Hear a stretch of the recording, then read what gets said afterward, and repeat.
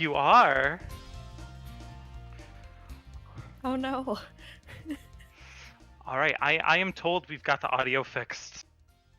Wow, Okay. that is a really big surprise.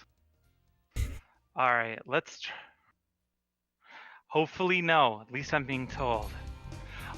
Alright everybody, we're here. Let's do this one more time. Introduce the runners, and then we're gonna do a countdown. We're gonna get started. Alright, I'm ChrisLBC. Let's do this thing. Let's go.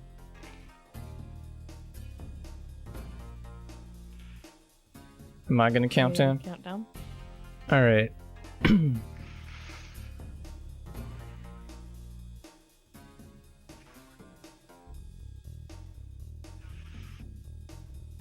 Or should I let someone else count down so that you can count it down on stream properly?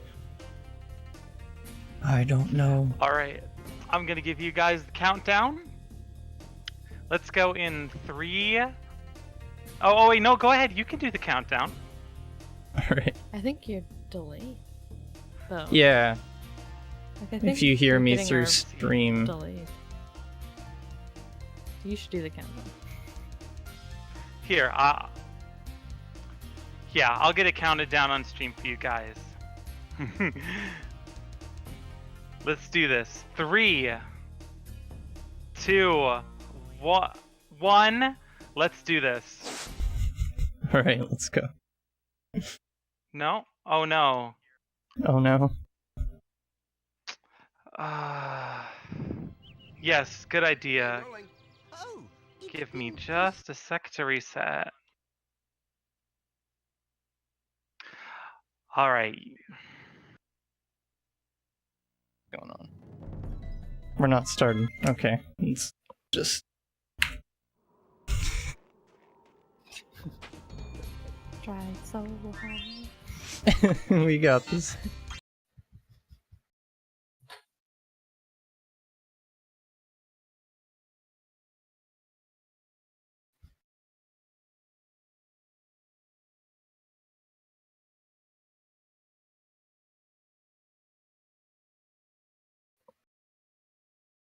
Alright, I'm just gonna count myself down.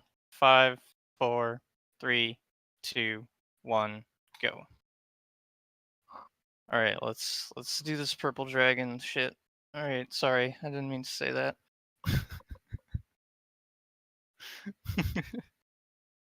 I didn't hear anything. Alright, I'm just gonna count myself down. Alright guys, this 5, is Spyro 4, the Dragon. 3, This is 2, 1, go. a purple Alright, let's do this purple dragon shit. Alright, sorry, I didn't mean to say that. Gasp, how could you? I didn't hear anything. Alright guys, this is Spyro the Dragon. This is our lovely purple dragon friend from the 98. He is very fast, but we have to talk to Nestor first, and he likes to blabber on about his life story, so let's just listen to him. We can't actually skip this guy. He has to tell us his life story. What about Nasty Newark? I'm going after him. This is all the plot we're gonna get. What? All the plot? This is all the plot we're gonna get. Okay, Go. there's some plot in the manual. You gotta read the manual from 1998, and then Nestor gives you the little lowdown. Which is... Find dragons first. That's all he can say, though.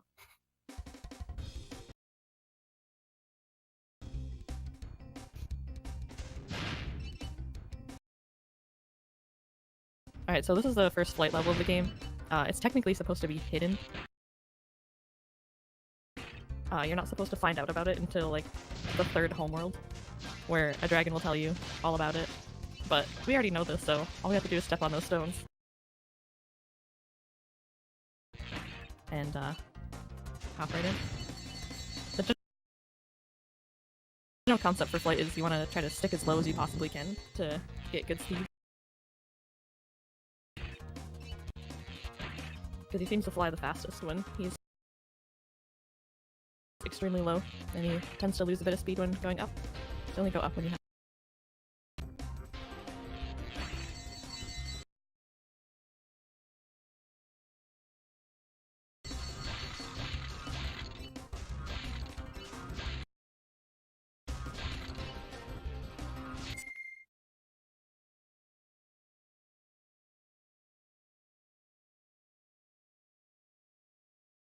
Alright. Sunny Flight went okay. We in there.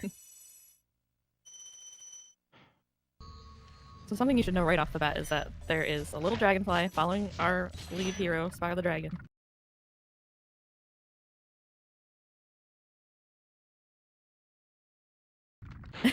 And he has two main purposes. He's Spyro's health bar. When he's yellow, he is full health, then it goes to blue to green, and then he's gone, and then he won't help you pick up gems anymore, which is his second function. So he helps you pick up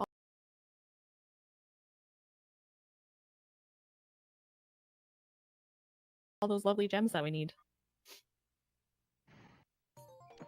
So here's the first platformer level of the game. Dark Hollow. Super chill music.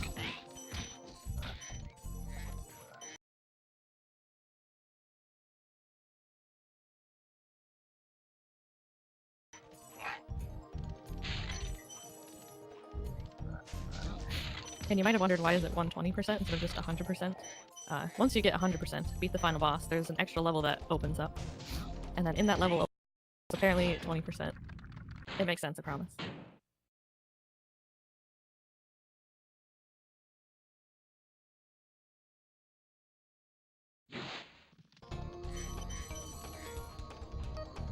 Sparks has a third function of looking cute. I would tend to agree with that. Especially in the Reignited trophy. Oh my gosh, yes!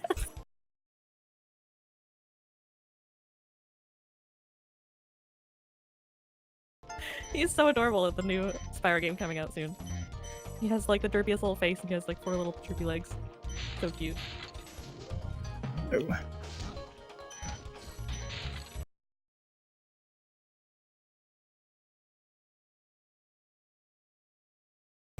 So yeah, those guys are pretty annoying there. You have to flame them from behind because they're both a large Gnorc and they have armor. I guess that's probably another simple concept I should explain is the large enemies cannot be charged. They have to be flamed. And then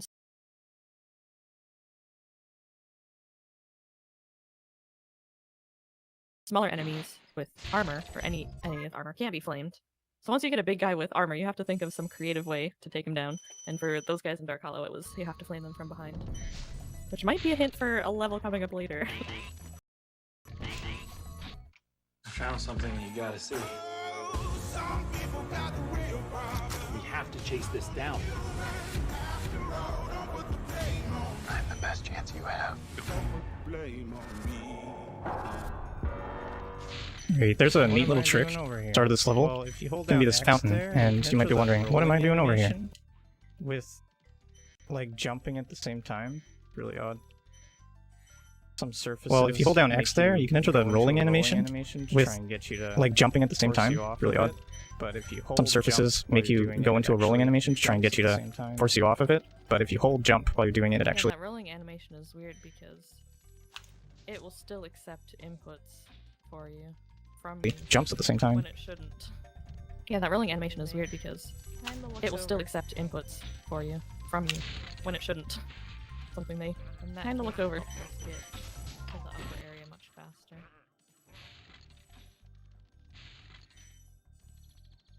Yeah, so I could clear out a little bit of that upper area and not have to worry about it. There's a lot of open space in that upper area as well, so... Not having to We charge just- through it all in one go is much preferred. Yeah. So now we can just take it in sections and just do this little section and head down to the beach. I love the beach. Let's go to the beach.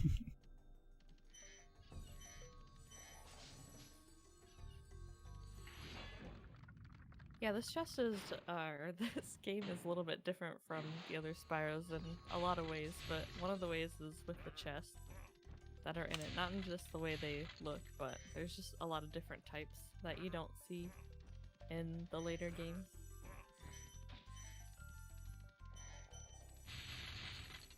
But yeah, a big portion of routing this level out is the fact that there's a key chest where you have to collect the key at a certain location and then open a chest after you collect the key. So it definitely changes the route quite a bit, and he'll be ending around that section, which is near the where we started actually.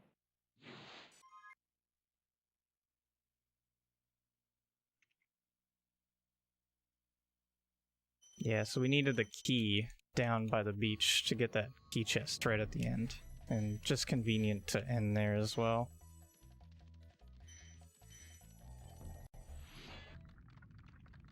Now we're freeing Thomas the Dragon. Spyro, don't be afraid. Afraid? Of what? I'll stop now.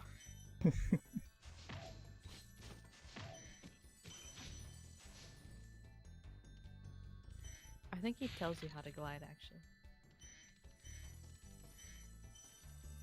No, isn't that this dragon in here?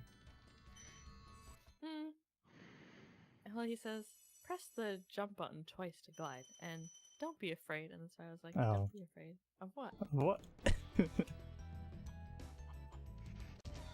Falling from high mountain peaks, plummeting into prehistoric glaciers. He's a goofball. Yeah.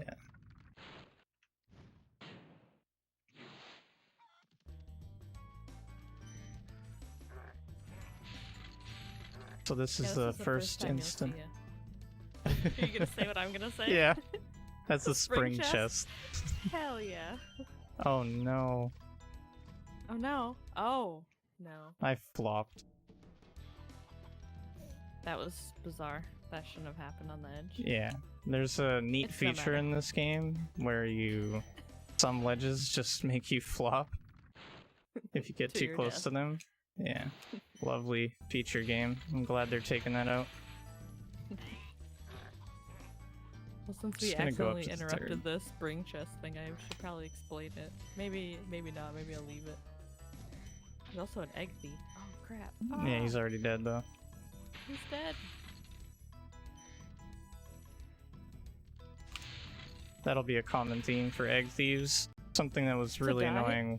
Well, it's something that was really annoying when you were younger, but they're actually really simple once you know how they react. Mm-hmm.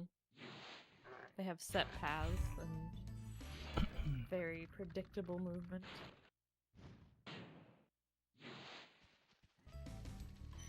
Should probably start explaining this, but one of the speedrunning techniques that we use is a wall glide, and that's going to be really important after this level. Chris is going to do a wall glide, and basically you just glide parallel to a wall, and you have to just do it in just the right way, and you can either maintain or gain a little bit of height, and that's going to allow him to go out of bounds and skip into Toasty. Just like that. And yeah, he actually has to skip into Toasty because he hasn't exited a return home portal, which is usually required for opening dragon heads. That's like another feature we'll see toward the very, very end of the game. Toasty is technically our first boss. This game is different, again, from the other two Spyros in that the boss levels are just actual levels. They aren't something you do in between homeworlds, they're just optional. I mean, not optional for us, because you gotta get all the gems and all the things, but technically you wouldn't have to fight them if they didn't have all the things that we need.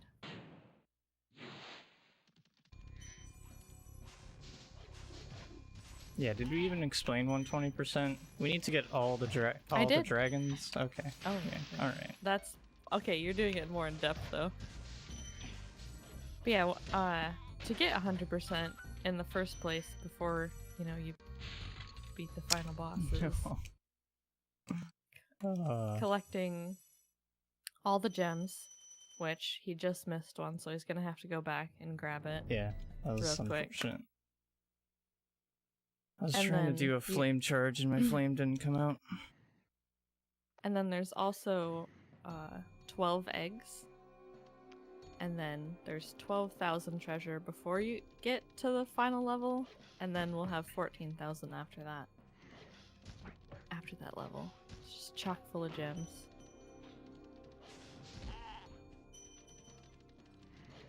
So yeah, dragons, eggs, gems.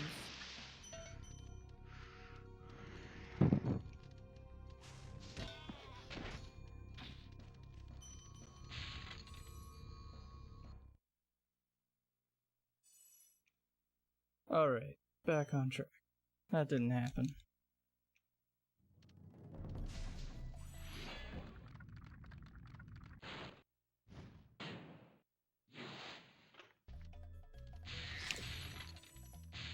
That's the dragon who would normally tell you what you have to do in order to open Toasty, but we'll just pick him up on the way out. No biggie. It's not like you'll know what happens.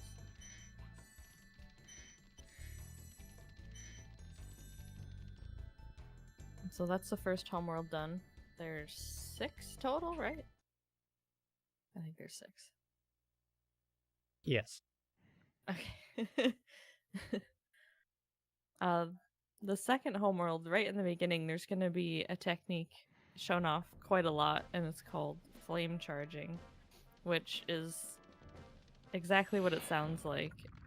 While you're charging, if you flame and then charge again really quickly, then you can get gems to home in from enemies, which is very useful for enemies, like especially enemies that can't be charged, those larger enemies that I brought up that have to be flamed. If you flame them, the gem will just pop out and fall on the ground, and then you'll have to collect it. But if you get a flame charge, you can just run right by them as if you charged them and get the gem to home in right away.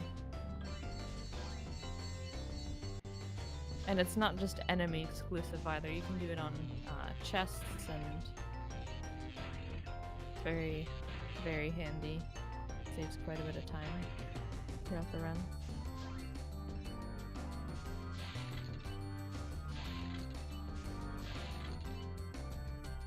I also did a little wall glide there to get over to the Night Flight portal. Normally you have to go all the way around and use the cannon to break down a rock so you have access up here, but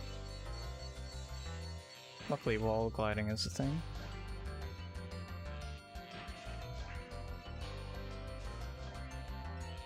And all the flight levels are fairly short, just about a minute each.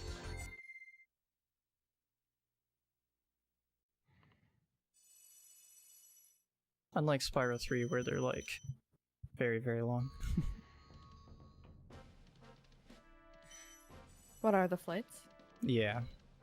Yeah, they have more missions inside of the flights. Like races and challenges and things. Yeah, so what I did there on the thief, I actually did a flame charge jump. So I killed the thief while maintaining myself in the air, and that allowed the Spyro to just fly through what normally would stop Spyro, because you need to skip the cutscene where the egg just kind of goes into the air and collects into Spyro. You can skip that animation by being in the air when it happens.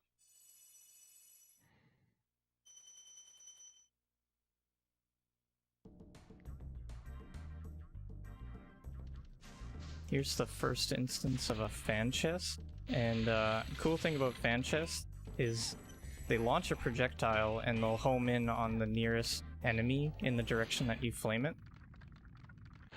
So we're gonna notice that a little bit later in this level that an enemy has just decided to take a nap. And hand over his gem.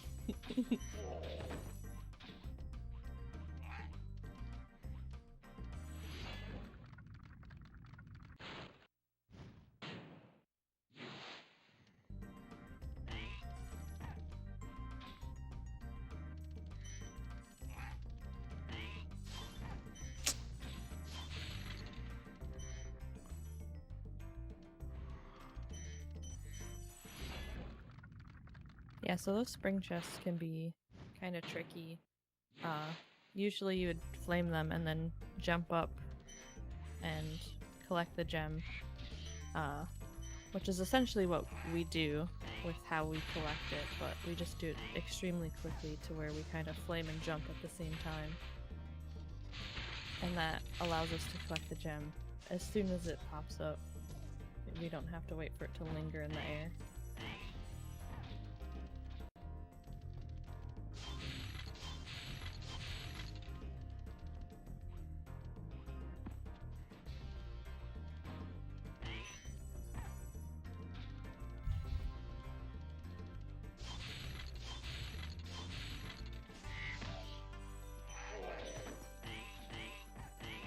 Gonna go for a neat little jump here. Called a spin jump. Not quite.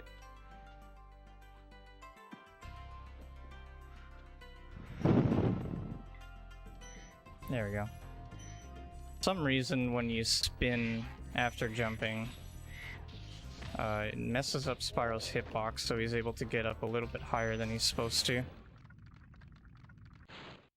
It's allowed me to get up to that ledge early. Normally you have to glide over to it from the top of this castle. Is it a castle? I don't know. You can call it a castle. Small castle. Maybe it's a ziggurat. No, it's not. There's no temple on it, so I guess not.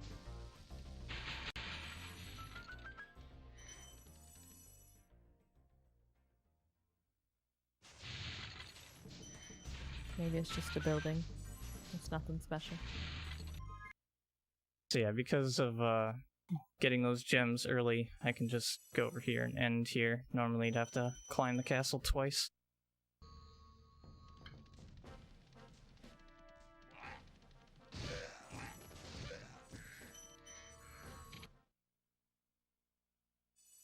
Oh, Clifftown. What do we have to say about Clifftown? Big mamas. How about all those jumps that we're not supposed to be doing? Getting around buildings where it should not be possible. Hello. Hello?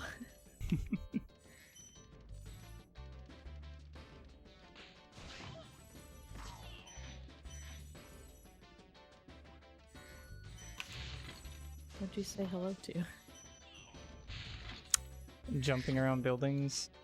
Oh, okay. Jeez.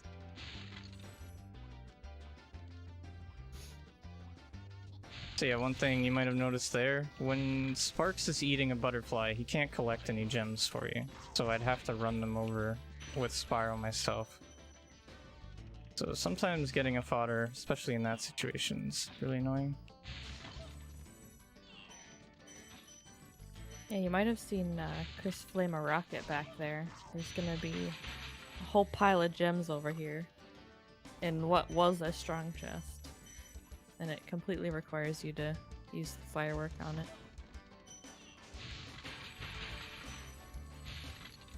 Normally We're gonna you're get supposed to glide over there from up here or Oh, other really? parts of the level.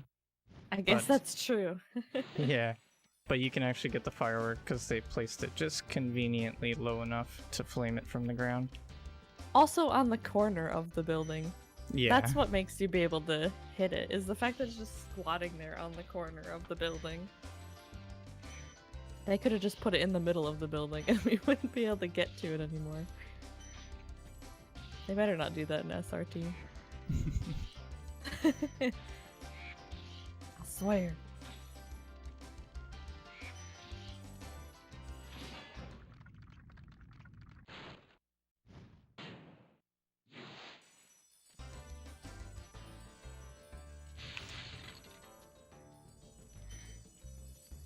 Yeah, so the strong chest that I pointed out that you had to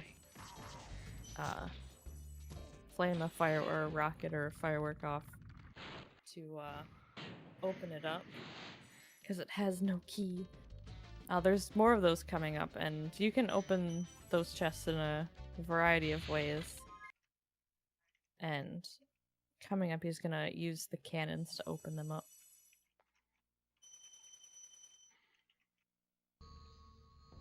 But later on we'll get other special abilities that we'll use to open them up.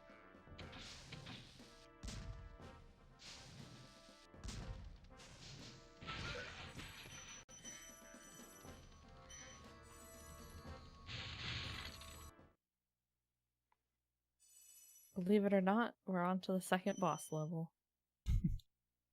yeah, it is pretty odd that they just put boss levels as regular levels. Because you could skip them if you were doing just a run through of the game. You could just not know a certain boss exists. They're not very tough either. You only have to flame them a few times and they're just done.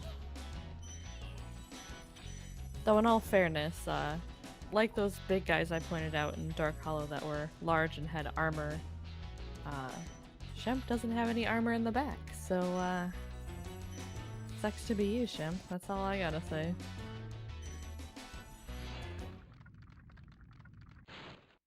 They weren't really thinking. Shemp wasn't when he put on his tinfoil Yeah. for the day. Yeah, he was like, he'll never get behind me. What could go wrong? If you get behind Shemp here, he actually starts his attack right away. There's a little bit of manipulation here as well. Yeah. So sometimes he'll just like bounce around, but if you move like in a specific pattern, he just starts to attack immediately. And of course, Shemp thought it was a great idea to spin in a circle as an attack. I don't know why. He's a very smart doctor. Okay.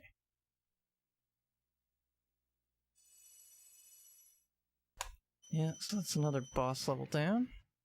We're off to the last level in Peacekeepers here. Ice Cavern, which has a banger of a tune.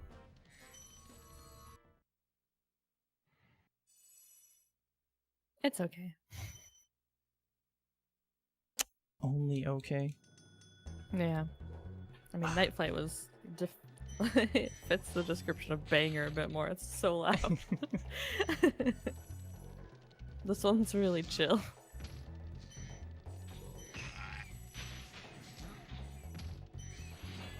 Alright, so we're gonna have to get creative with these larger enemies once again that have armor.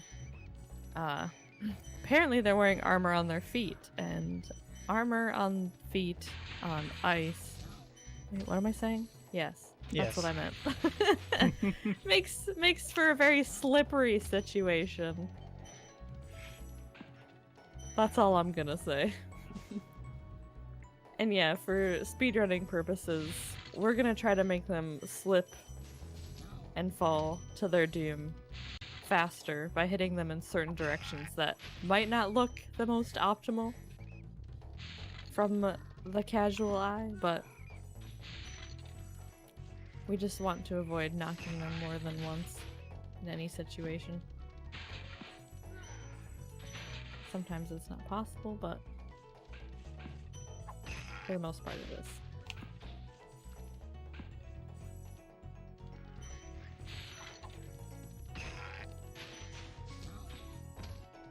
Yeah, for this one in particular, I'm gonna go all the way on the right side here, and that makes me able to get him off just in one push.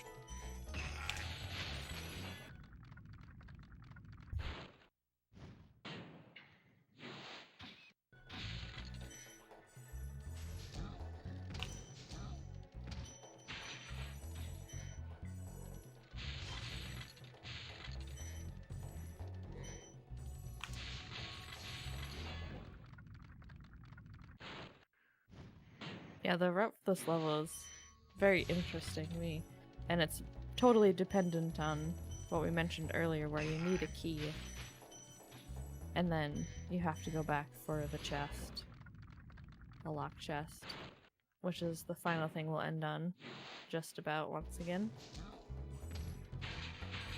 Yeah, there's another route to this level where you'll just get the key and then take a death.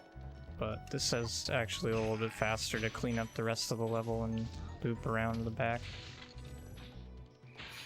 Yeah, so you kind of rush to the end and then you do most of the level backward. Yeah, normally you're supposed to go through this part forward, but we did it all backwards.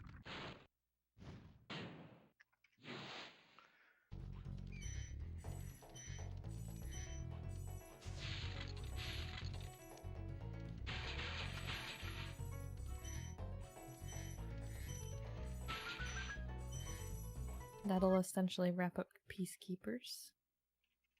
Yeah, you might have noticed when I open a key chest, I kind of charge inside of it, because if you get really close to where the gems pop out, they'll home in immediately. So it's a nice way to not have the gems fly everywhere and then collect them afterwards. It's also really important to do on enemies that give you multiple gems, like the boss enemies. Because a bunch of gems will pop out of them. Yeah. So that's Peacekeepers. Not too shabby. A lot better than our artisans there. Because of Toasty. Yeah. Chris, that didn't happen. Like, I thought Oh, yeah. you forgot about that. Wasn't the only thing that went wrong. Pretend. Yeah, so Magic Crafters is the last place you're gonna see those egg thieves. They're mostly in this homeworld.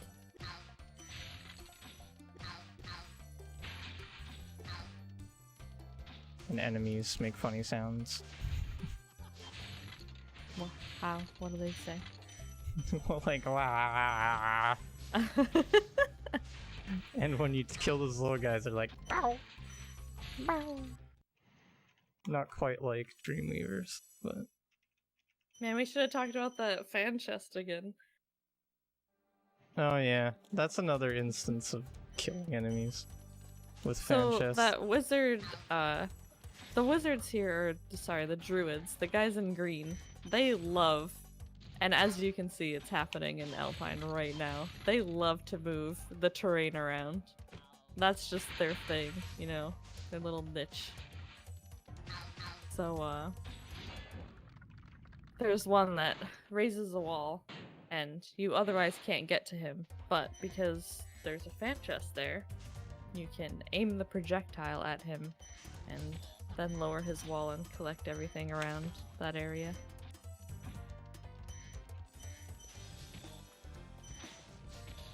And as a result of them moving terrain around, Alpine runs on a cycle.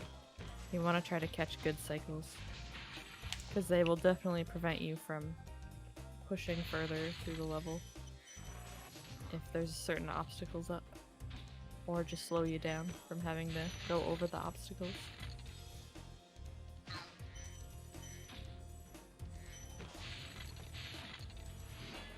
Yeah, so I got all the good cycles there. The rest of the level doesn't have any cycles left. We handled all the druids. Sucks to be you, druids. Sucks to be you. Also those beast face.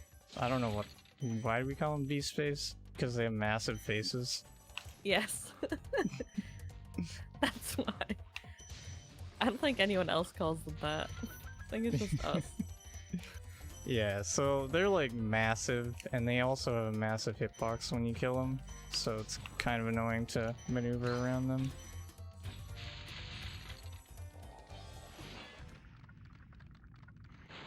Also, I don't know if you explained it, but I kind of touched the Xander's pedestal in a specific way. You want to be able to touch the dragon pedestals from like the direction where Spyro's gonna move to, because he can move extremely slowly, like he'll just walk all the way around the dragon pedestal if you rescue a dragon from the wrong spot. Chris, did I just see you go through the wall? Nope, No? we don't Okay. cheat in this game. Cheat. Yeah, they forgot to put collision on that wall. That's why it's casually going through the wall. They never thought that anyone would just glide over in that area.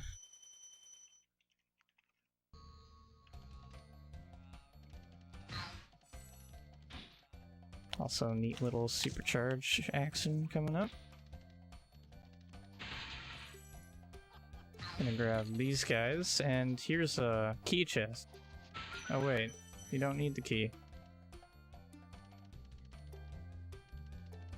Yeah, Yeah. Oh, yeah. This is where the supercharge is introduced, and boy, is it broken. It's gonna come into play in the rest of every homeworld ever.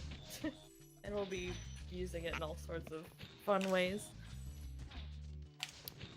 But yeah, any of those strong chests, any creatively powerful way to open them is totally cool. Even if you should require a key, supercharge, oh, that's just fine. That's just like a key.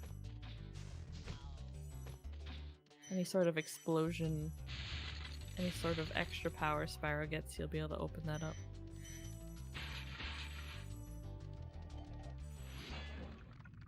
But it's especially nice in Magic Crafters because the key is super far out of the way. Supercharge also just breaks open everything, so you can break open these fireworks chests without taking damage as well.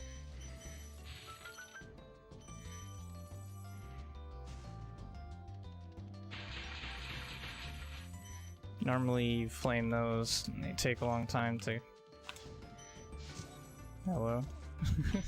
Yeah, they take a long time to go off and give you the gem. It's convenient. I was going for another animation cancel on that thief, but just barely missed it. One of the tougher ones.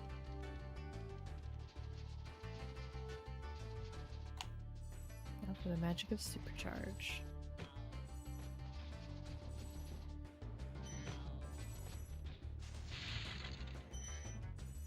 Used to continue that supercharge a bit longer, but this route is actually a lot quicker than my old one.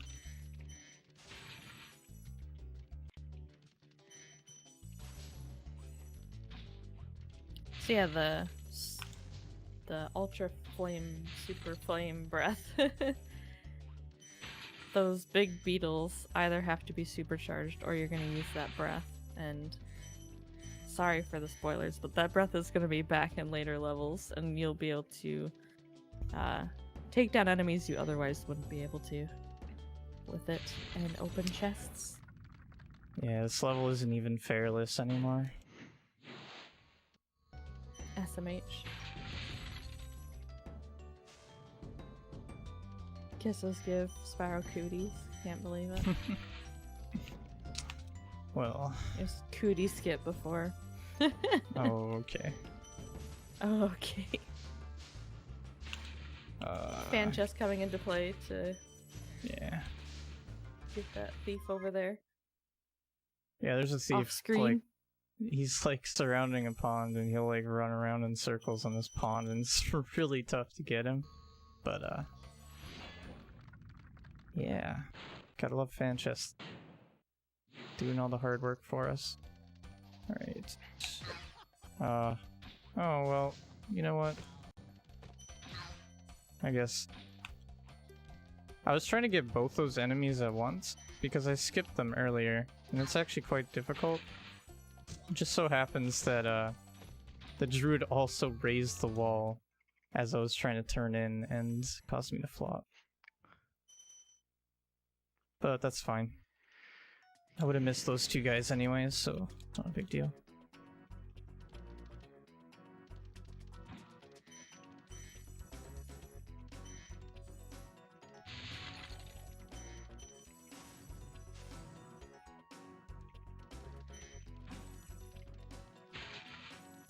Wizard Peak is another fun supercharged level. You're also doing like the outer section of this level first, and a lot of people don't even notice that this exists the first time they play it. And it lets you get up to druids that are animating all these other enemies in the level. I guess they're wizards. What's the difference?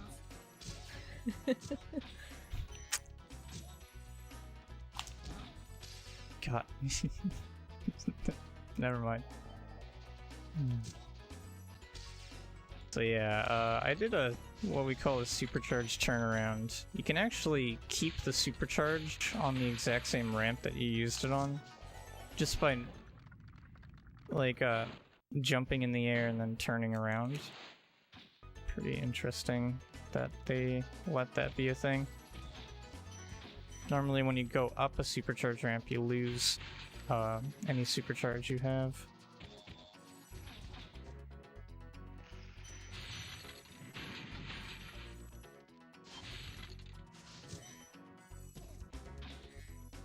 Do I have time to read some donations real quick? Oh, you bet.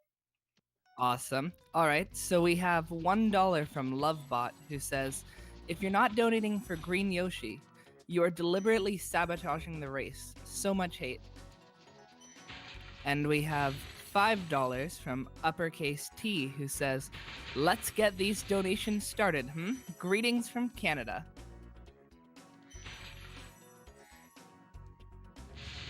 Thank you, fellow Canadian. Let's go Canada.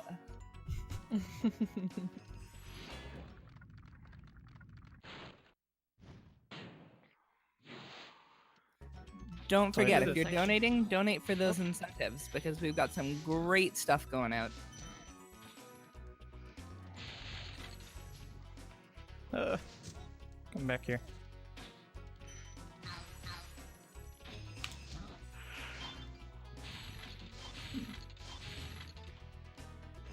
No triple treat.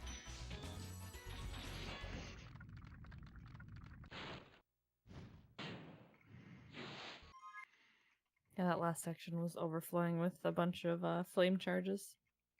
It's just a section with a ton of large enemies. Yeah, the larger the enemy, the harder the flame charge becomes, because you have to get really close to them to be able to make it work. And of course, if you get too close to them, you'll most likely just bonk. So, Chris, why did you enter that portal from the back? No reason. You might have noticed there was a dragon hanging out outside this portal. Let's just say he might have went on vacation.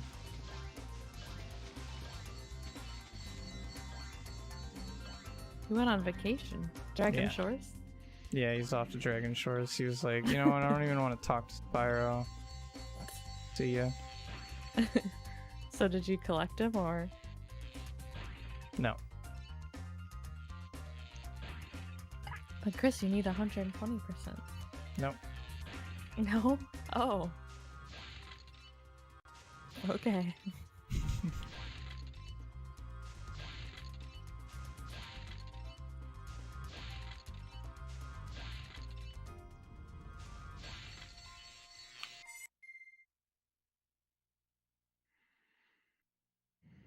So yeah, when you enter from the back, if you, like when you're entering a portal, you don't actually enter the portal. You're kind of flying in the homeworld until the camera touches the portal.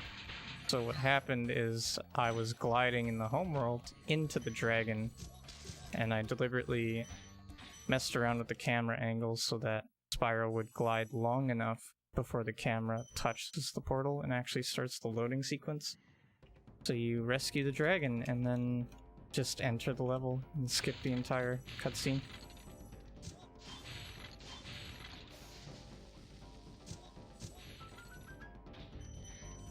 Blowhard is another one of those boss levels. Also has really tough cycle, and unfortunately these green wizards are one of the most annoying enemies in the game because their hitboxes are extremely difficult to deal with. So sometimes you feel like you charged right through them. So just had to settle for a little bit of a slower cycle here.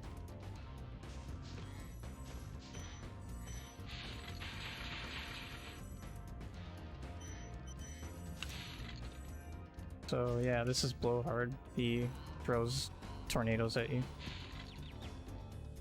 Or no, he is a tornado and he throws lightning clouds at you. I don't even know. What is this thing? It just made so much sense.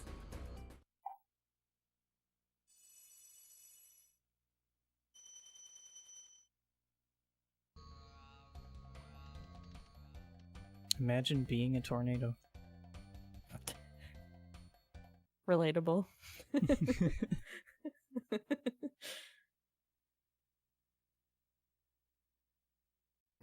It is faster if you don't get 120%. Chris, you get 120%. What are you even talking about?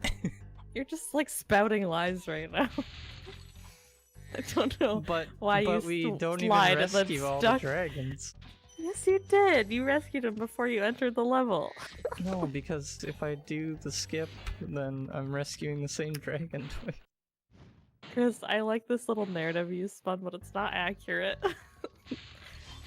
Stick to the facts. No.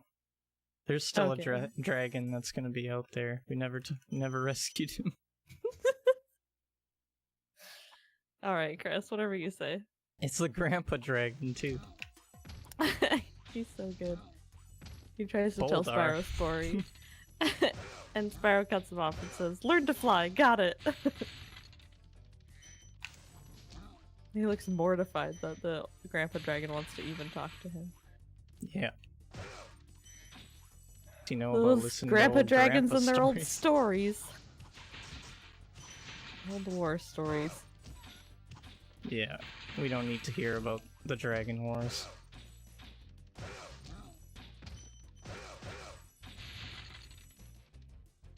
Actually, we don't need to hear any lore at all. Just find 10 dragons first, that's all I can tell you.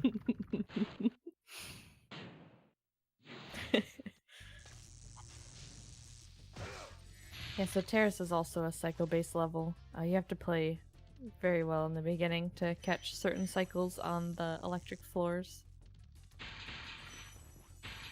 And then getting through all the electric floors as fast as possible is also a trick.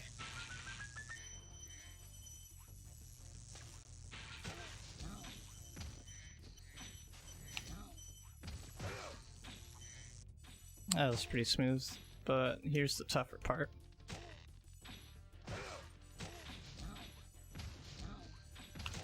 Yeah, easy.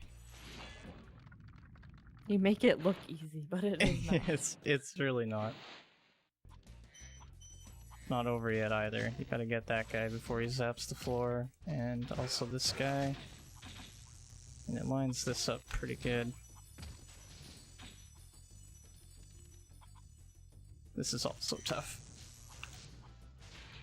You have barely enough time to flame that before he zaps the floor. Didn't quite get the flame charge on the fan chest though. And he's smashing his face into the wall, it's fine. He had an itch. On his forehead that Yeah. could only be solved by smashing it in the wall. Yeah. Typical dragons. He's got scales, they're hard to itch, you know. Scratch. Whatever.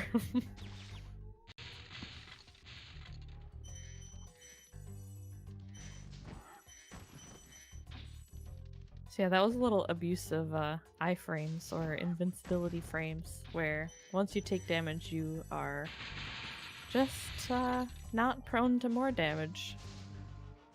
So by taking a little dip in the very toxic water in this swamp, he was able to charge both of those fireworks chests without taking further damage from those.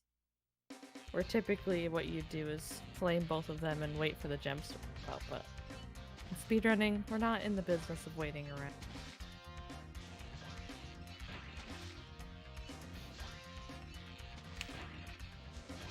Another very heavy cycle-based level.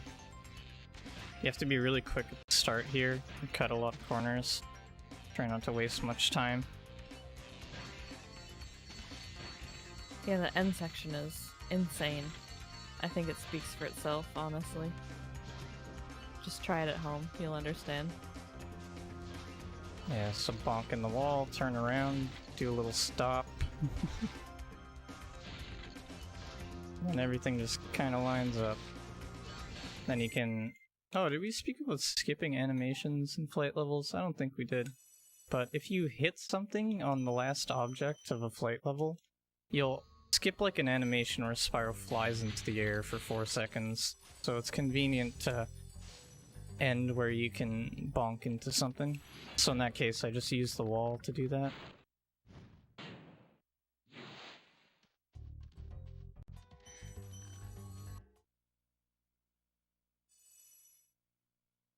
Do we have time for another donation real quick?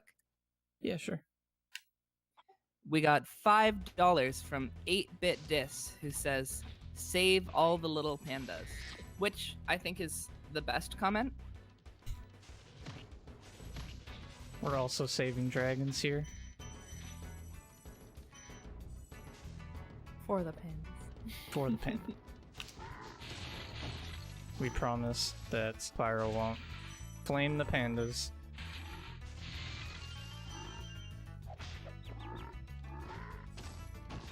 But what if the Happens to pandas every have one thing. gems?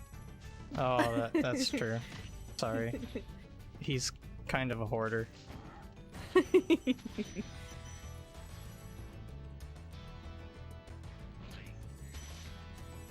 There's pandas in Spyro 3, but they're not red pandas. And they are our friends.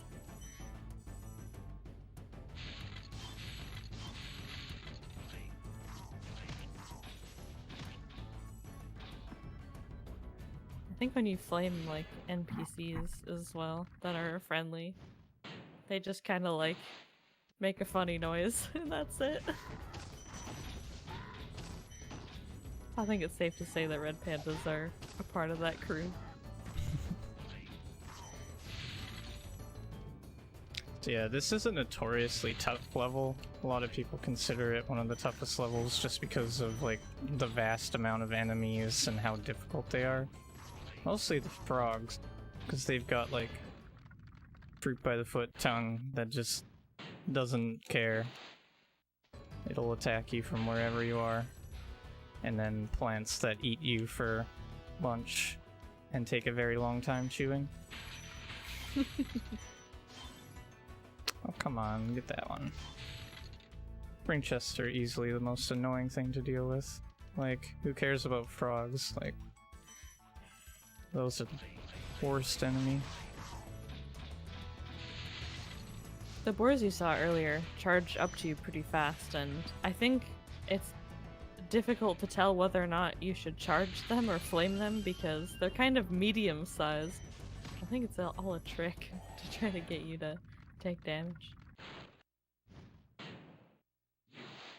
Not to mention there's not that much fodder, which is how you get back health. All these little animals that are scattered around. Sometimes they're little chickens, sometimes they're little lizards. This is also the reason why people think this is the worst level and hardest level, because they just stuck like 10 enemies in a single room. Of which 6 of those are frogs.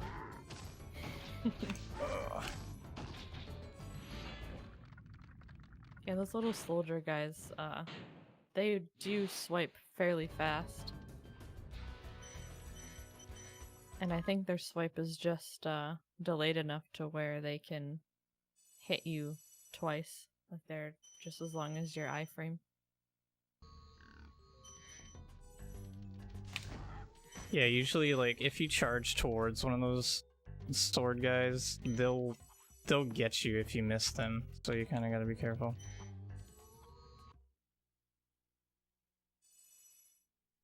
So you guys like supercharge? You better like supercharge because there's a lot in this level. And it is very obviously broken here. Right off the bat, like one of the first supercharges that happens is, well, maybe second supercharge. Pretty crazy. Now the first one's amazing. You get to this little island that's totally intended. That's not the first one. That's not the first one though. I don't want to tell you that and then I'm have you do it wrong. Huh? I was making a joke. What? What's the This joke? one is obviously the best one. Oh, yeah, that one is a little island as well. It's a larger island. Alright.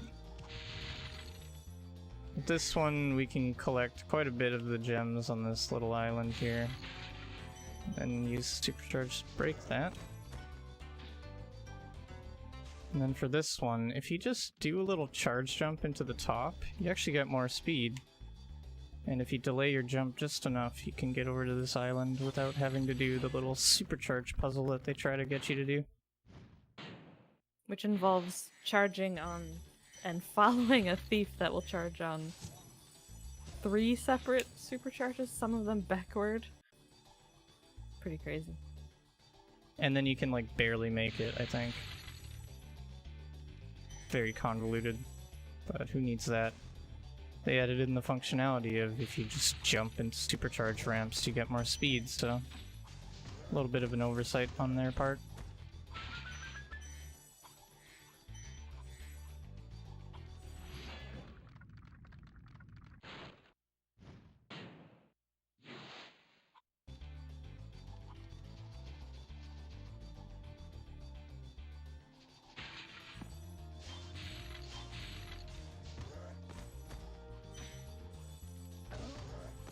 Here's also a neat little one.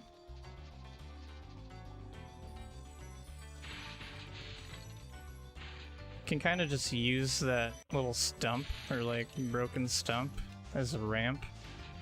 That's a neat thing about supercharges. Things that Spyro normally can't like charge on, like ramps like that, slope surfaces, suddenly become massive jumps that you can use. Same thing goes for high caves, where we use like the stalactites. Any like sloped surface all of a sudden becomes a tool for Spyro to use.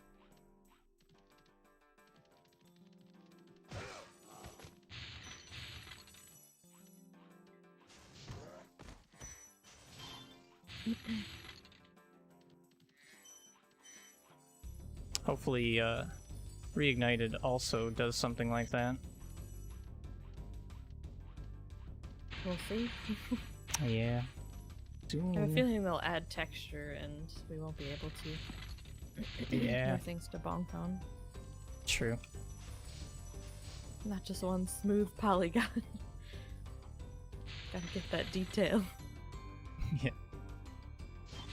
So this is probably the most intricate boss. He has like power poles that you need to take down, and that's his health, because you can't attack him directly. And they're on a cycle, so if you mess up too much in this area in particular, you kind of get stuck on a bad cycle, but quite a bit of leeway.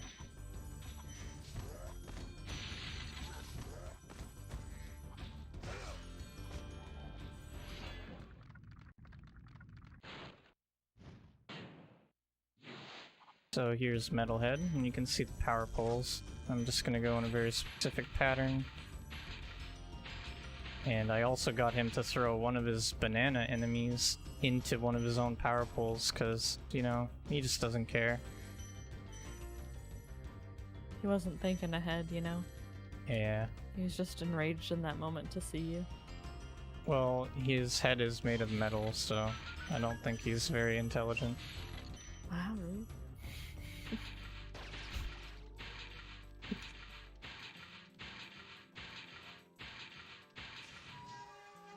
Robot hate. Sorry about the robot discrimination.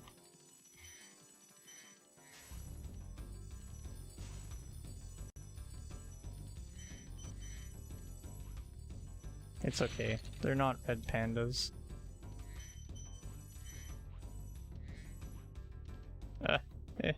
Okay.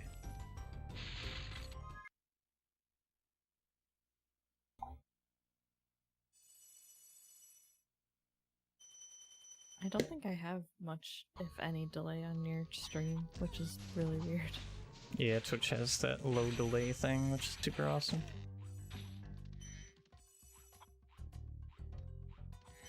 So, there's another cycle I need to catch here. I flame those fan chests and get all that stuff in a specific way so that this cycle is pretty easy to get. It all kind of lines up perfectly. You need that key on the stump to get this, and then a neat little jump that I failed. You can kind of get up there using the slope. Normally you're not supposed to, but... They like putting things that are barely out of your reach in this game, and especially in like Spyro 2 and 3. Makes for interesting abuse of the terrain like that. Wow, we're already in Dreamweavers. Yeah, we are on our 5th homeworld now. This is probably one of the toughest homeworlds. They really ramped up the difficulty when it came to Beastmakers and Dreamweavers. There's all sorts of interesting enemies here. Chris just flamed a fool, and fools are enemies that don't have gems, but they turn into little timers, and those timers manipulate the terrain, kind of like in Magic Crafters, how the druids were doing that. So there'll be these very specific looking platforms that you can only raise and lower by flaming the fools.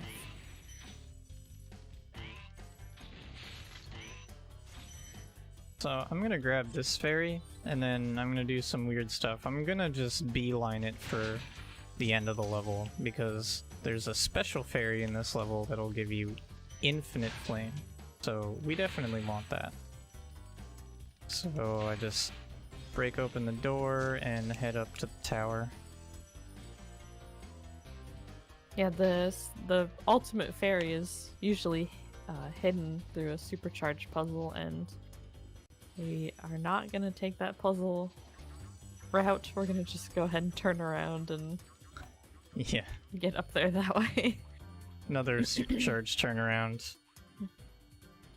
You guys like flame charges? Because there's gonna be a ton. These enemies are probably one of the hardest to flame charge, because they're so large.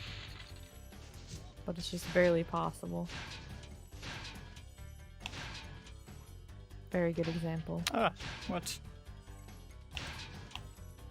Oh, he Oh, no. smush. He smushed me. Oh, he smushed me. Sometimes, like, flame just never happens. But that was a very good example of the I flame suppose. charge in the beginning. In the beginning it was. Yeah, go. So yeah, normally I could take damage there on that firework chest, but we lost our sparks. Or we don't want to lose our sparks. I was on green sparks. If I take one more damage, I'll lose sparks. Have I lost sparks this entire run? I don't think I have. Alright, well don't jinx it now. No, give me your gem. As you can see, like, just like the tiniest little mistake causes the flame charge to not work on these guys. And yeah, you can see that how it would be much faster to flame charge. You can see that the gem pops out and takes a while to fall. So it makes it annoying to collect.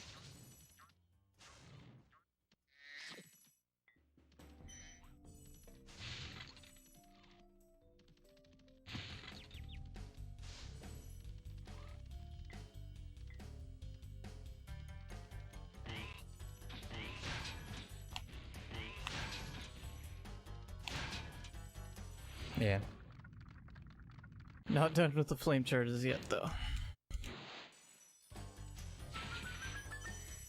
Here's a different kind of flame charge. I jump and then I flame charge. Call that a chadge. Flame Sounds like chadge. Yeah. A good friend called Chad came up with that technique, so called it a flame chadge. I don't think we ever called it a flame chadge, we just called it a chadge. Chadge. Like, when you say flame chadge, it sounds like you're like from Boston or something. So I think you need to stop that. Alright. Okay, let's try to. Oh, never mind. Like, oh, let's try to set this up. Yeah, let's. Do you just actually not go for mention that? I go for that on every run, yeah. Mostly every run. I just wasn't. Brain fart. Flame charge. Fucking joke.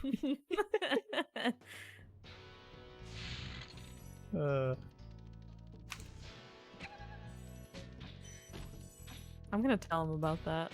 I'm gonna tell Chadge about that.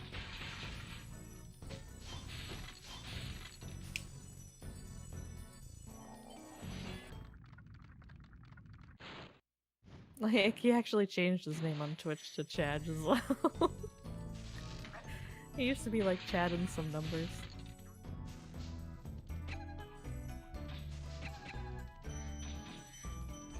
So yeah, the fools in these levels, and this level in particular, instead of raising or lowering a platform, they hold a lantern.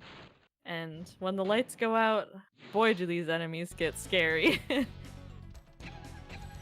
Cyclops yeah, doggos turn into Cyclops demon doggos. They're not Cyclops. They have Two one eyes. eye.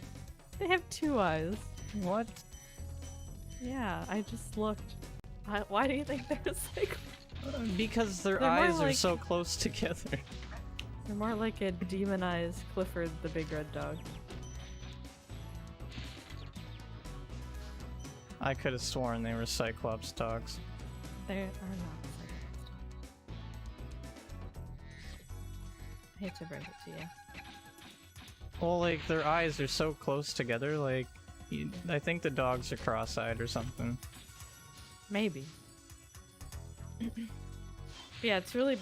Oh, man, I guess there's not turtles anymore, but those turtles are armored, and then when the lights go out, they get larger, so then they become a large armored enemy. So you absolutely have to get them into the light. Come into the light. They don't move, though. They just sit there. Yeah, And pretty shoot. common for a lot of enemies in this game to just stand there. And shoot at you. Yeah.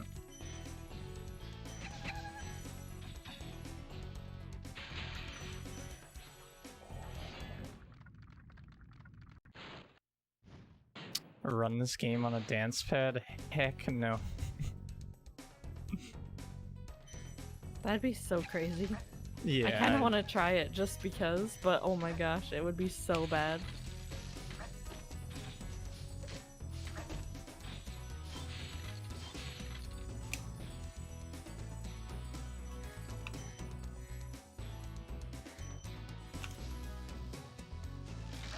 So yeah, we skipped a lot of stuff earlier in the level because that fireworks, or rocket, I guess, need to get it to open up this strong chest over there.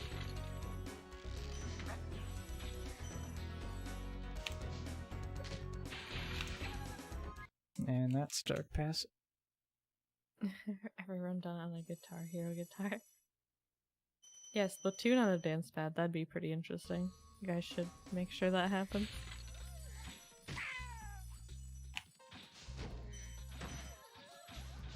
Alright.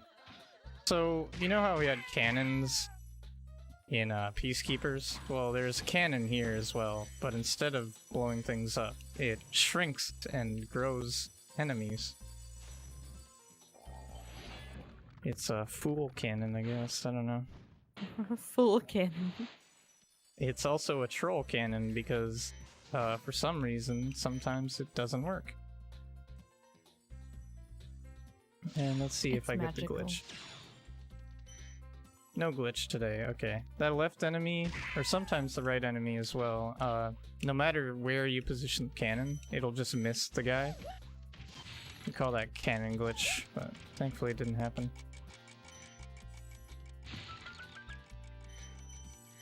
Alright, off to the last flight level.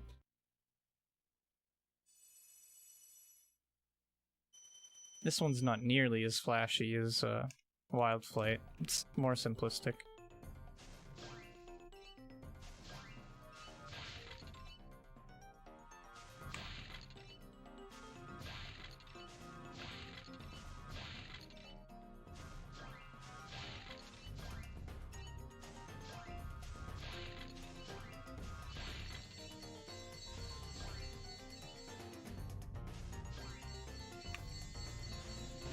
It has So these trains, trains- like Sunny Flight.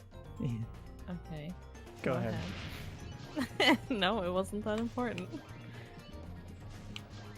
I was just gonna say that there's trains on cycles and these helicopter guys that they have helicopter jetpacks, and they float up and down in the cycle as well. I wished I had a helicopter jetpack. It'd be pretty cool. It would be pretty cool.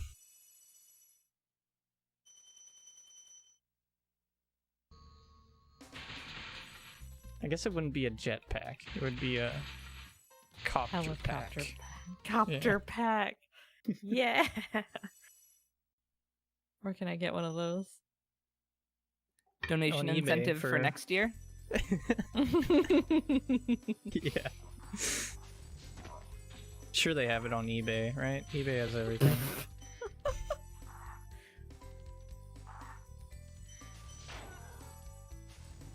Wow, I just thought of the cutest thing, a red panda.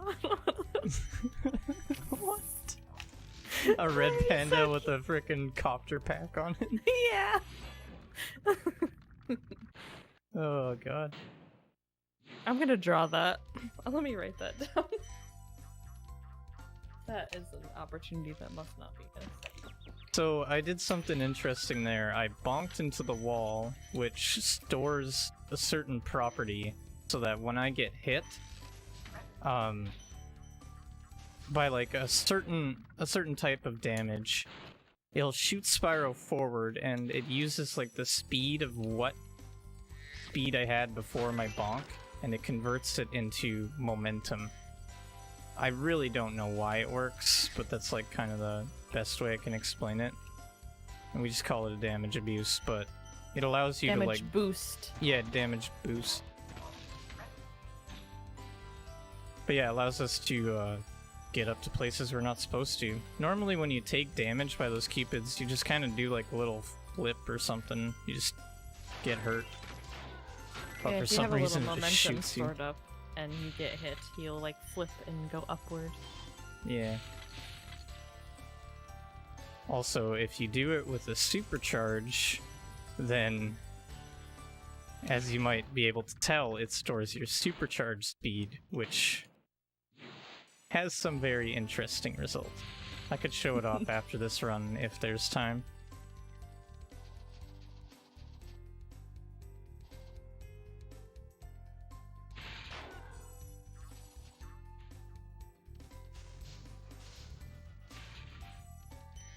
Very tricky supercharge there. Taking that supercharge in places you definitely should not be able to. I just got Oh! sniped. Wow. Okay. That guy is not messing around. He did the slow strat. He shoots an arrow. It moves so slow that when you come back, it hits you. Oops. Okay, there we go.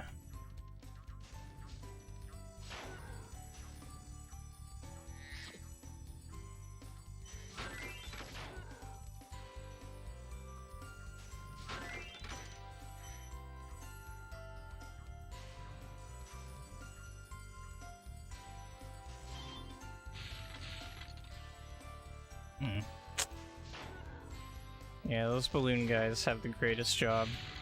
Just float up and down for all eternity. I wish that was my job. I don't know, I thought. Never mind. That sounds interesting to you. Yeah. You sure you don't want to be a barrel throwing Nork? Nah, Balloon Narc is the best. Oh, okay. Seems like kind of a hazardous job, though. Maybe I'll reconsider.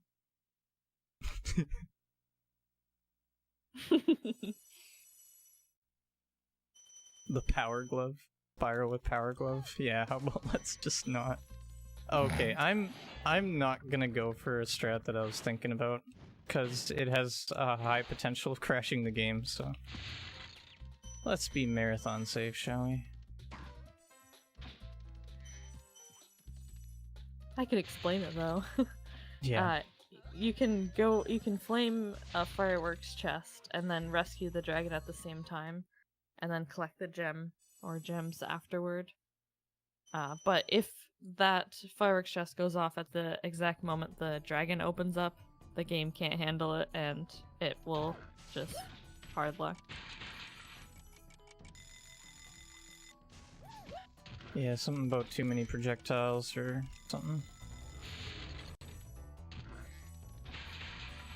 Too much exploding.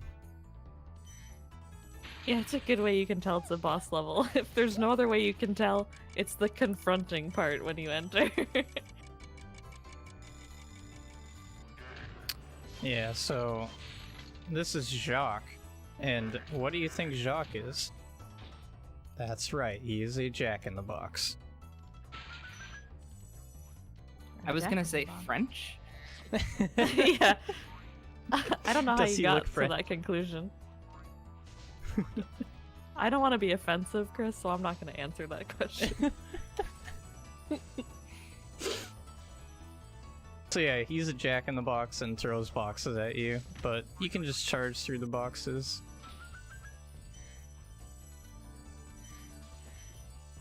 You know what? He looks like a jack out of the box, honestly, Oh, and then he okay. throws boxes at you in defiance. He's got like the bouncing on a spring. Yeah, he's the jack in the box, but Out he of the throws the box. box out of. Yeah, okay. Just roll with I that. think we just alright. discovered something new. Deep analysis of Jacques. Is he French? I don't know. Is he a jack in the box? No, he's out of the box.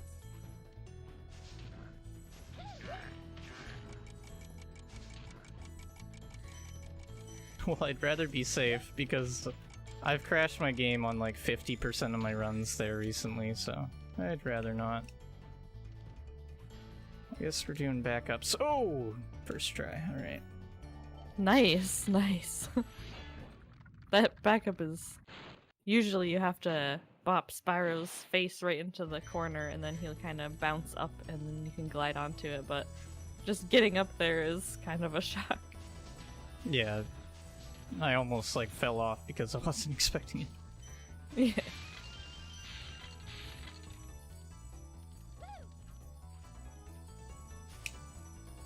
And that's pretty much Jacques in a nutshell.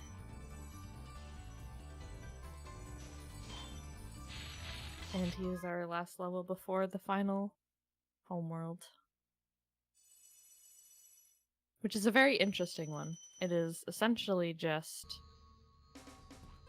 a junkyard, but this junkyard is...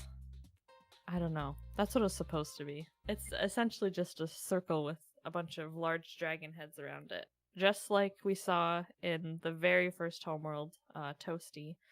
And the way Toasty worked is that you had to exit a return home portal, like the actual vortex, before Toasty would open. And that's going to apply here as well.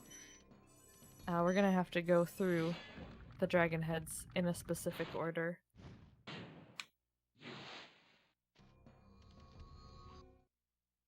So, luckily, North Cove is... What are you laughing about? Jack in a nutshell. Oh. Okay. So yeah, we have to exit this level through the return home portal. That's all that matters here. I mean, we have to collect all the things too, because it's 120, but... it's a necessity Wait, for getting what the am I dragon heads doing? to open. Alright. Okay, that... Yeah, I just did things wrong. That's Okay. interesting. Alright, back on track. Oh! Get up there.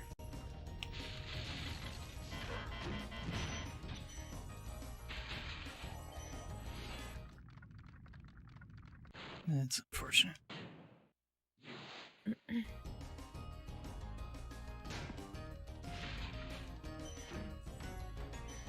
Oh, so yeah, the enemies here are a bit tougher. They are armored and they are large. And as a result, they require 2 hits. You're gonna break their armor with one thing. Setup list.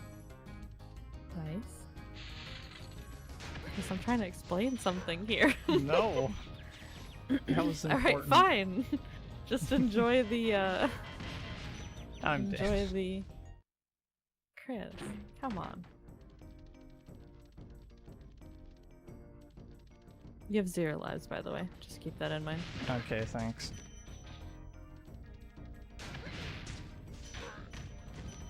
I guess just enjoy the heart boxers, because I'm not allowed to explain things. Keep explaining. I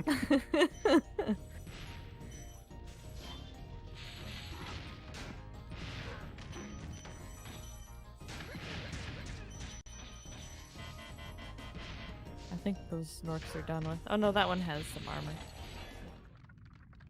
Yeah, any of the large enemies with armor, you have to remove their armor by, you know, exploding a barrel.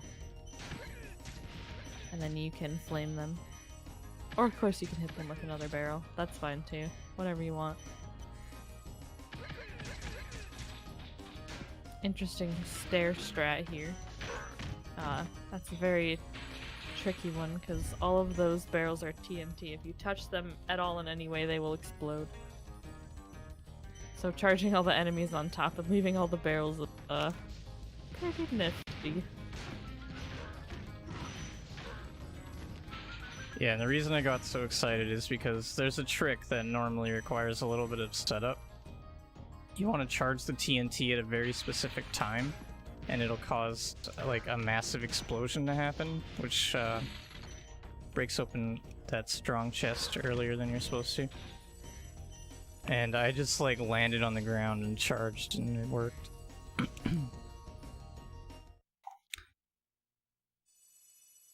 Not like it mattered, but hey.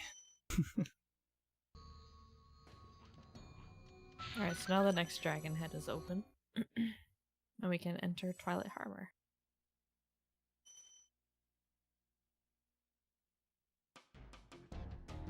Alright. Yeah, I'm gonna go for proxy.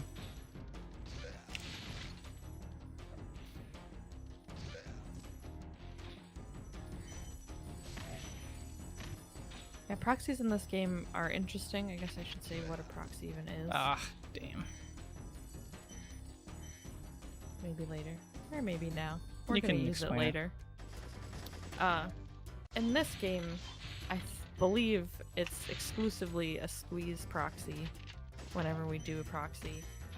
And what you do to pull one of those off is just get into an area where you're gonna, like, two things are gonna collide and you want Spyro to be like right in the middle. And the game will like push Spyro out as a result of those things coming together. And it's usually out and up.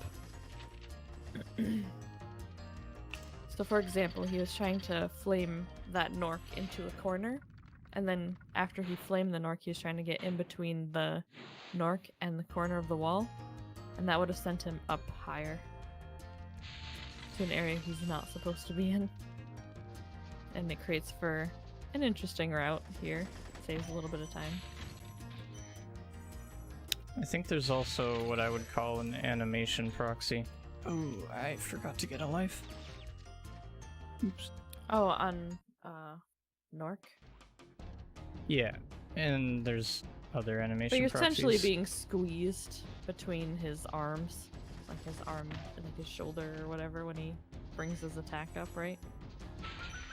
I think it's mostly like he raises his head, and it's kind of like the barrel knock. When he raises his barrel, he shoots you up in the air type thing. Oh yeah, the animation proxy as well. Yeah. He got me there. It's all good.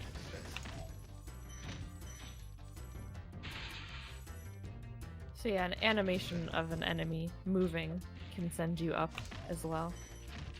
I think you need to be in like a flopping state though. Does that make sense? Yeah, I believe so. So Or glide into gliding, something. I think. Bop. Yeah. I think as long as you're gliding, it'll work, but maybe. So we don't flop into Nork. I don't know. We're getting far too in depth into proxies. We're having When a there's little like analysis. one, there's like one in the run, or two. Alright, so I have 0 lives, but that's totally on purpose. I want to be on 0 lives because I'm gonna do a strat, and if I game over with it, it's a lot quicker. Yeah, we might have hinted at it a bit, but Chris is gonna do a proxy off Nasty Nork. It's fairly complex, it has a few steps in order to do this, and the whole purpose of it is to obviously we need to collect every gem from Nasty Nork. He has 4 purple gems that we need. And as soon as you kill him, as soon as you kill Nasty Nork, the credits will typically play, and the credits are 3 minutes long. But if we manage to die while collecting all of his gems, we can skip that entire credit sequence. Which is super important because we still have 1 extra level to do that only opens after we've collected everything. How convenient. So essentially, Chris is going to stand at a particular point facing Nasty. He's going to take damage, which is extremely important. He needs to have iframes for this. And then when he is invincible after taking damage, he's going to do a charge glide into Nasty's like armpit-ish area.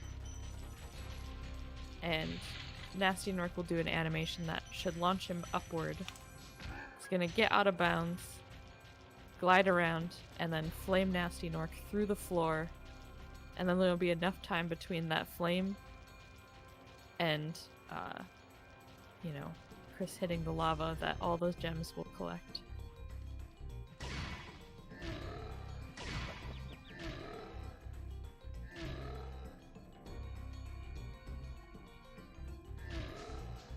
Nice. Cool. Just like that. Yeah, conveniently, you can hold down while you're in the air, or hold back, I guess, like, the opposite direction that you're flying in, and Spyro will lift his head up like he's trying to slow down. And his head is kind of clippable, so it doesn't actually have a hitbox. So you can get his head to kind of clip through the floor, and it allows you to be able to flame him. And yeah, having 0 lives there, once you game over, you go back to the home world. Instead of just respawning in the level. It saves just a bit of loading time. And now we're into that bonus level. Extremely fun, Nasty's loot. Reclaiming all the dragon treasure that he stole.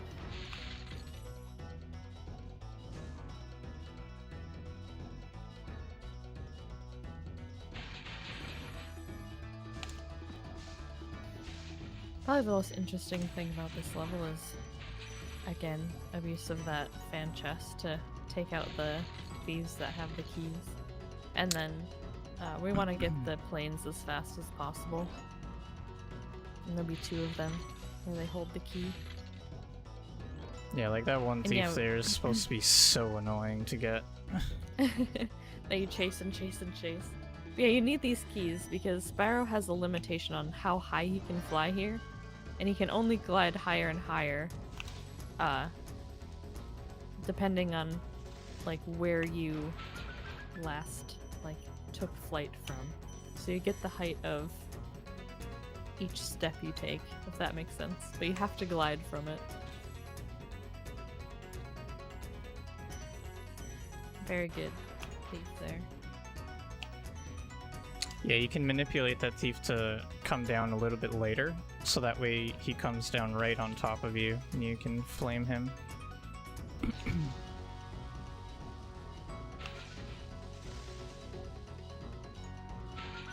Same thing goes for that first thief. You kind of just lag around a bit while you're ahead of him, and then he'll just fall down right in your path.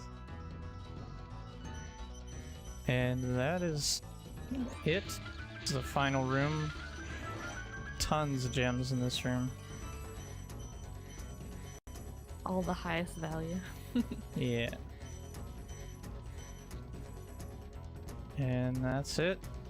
Time now. GG. Spyro the Dragon, you've defeated Ganasty Gnorc. So yeah, The Dragon that's Spyro saved all the dragons, the Dragon, recovered 120%, treasure got from Dragon everything. Kingdom. How do you feel? Hope you enjoyed it. And I feel fired up, Bob.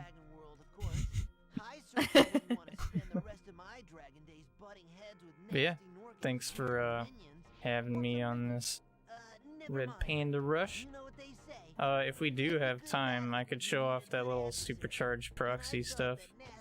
But if you want to just move on, that's also perfectly fine. Here we go again. And yeah, that was a 126.39.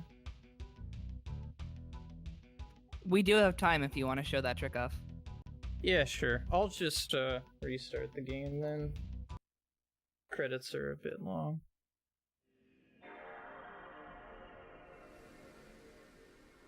Also, congrats on being so much under time. Yeah, like, my estimate would have been like 135, but still, it was like 9 minutes under my estimate. I give it a lot of extra leeway because credit skip can go horribly wrong, and you lose like a minute every time you fail it. And imagine if you triggered the credits and then 3 minutes would just be down the toilet. Yeah, so it's a very safe estimate.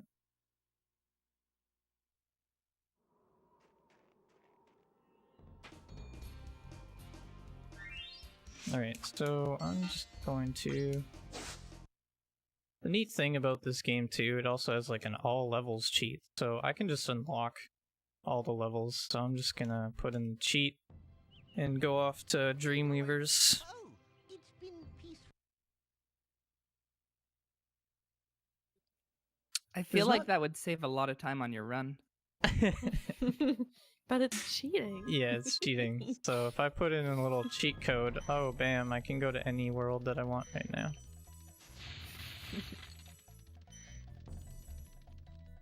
So Marco, take me away.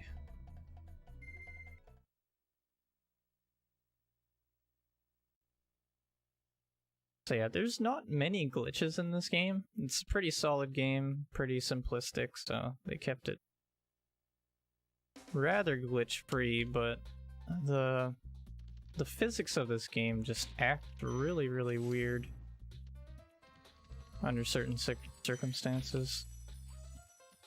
So let's explore that, shall we?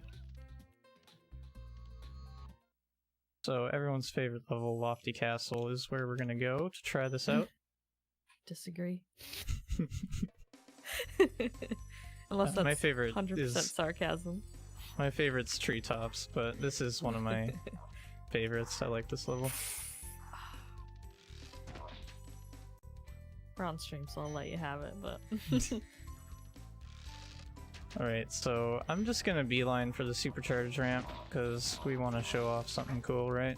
And the supercharge is pretty cool. Oh, I'll have to free the fairies first, so... A little bit of delay here. So yeah, essentially, Chris is gonna get one of those cupids to hit him after he's gotten a supercharged momentum stored up. And he's gonna store up all that momentum by bonking into a wall, which is kind of what we did earlier in the run. What Chris did earlier in the run. So I'm gonna go over here, and then I'm going to bonk into a specific wall. Okay, I didn't get a bonk there. Let's try that again. That was really weird. I haven't done this in a while, so it might take a couple tries. I think my angle was a bit off. You need to bonk, because for some reason when you bonk, like, it must have something to do with your speed value staying stored. So I'm going really fast right now, obviously. What the heck? Okay. I'll Try figure to just this out. bonk the wall. I think you're hitting an angled wall. I think you need to hit a... Maybe it's the other wall. Let me try something. I think it's behind the fairy box. Behind the fairy ball? I think so, yeah. Apologies. No, there we go. So if I get hit by the Cupid, all of a sudden I'm just launched into the air. And as you can see, the sky kind of just like tears apart. Oh, I didn't quite make it up there. Let's go for this again.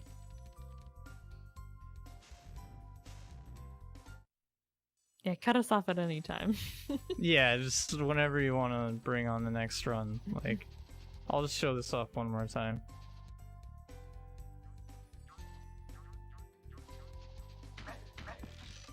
Let's go flying! Whee! There we go, got more height. So this roof, there's only a few spots you can actually stand on, but if you do the little thing where you hold X, you could just roly-poly jump over and over. Anyway, that's all I wanted to show. So if you want to pass it off to the next person, let's do that.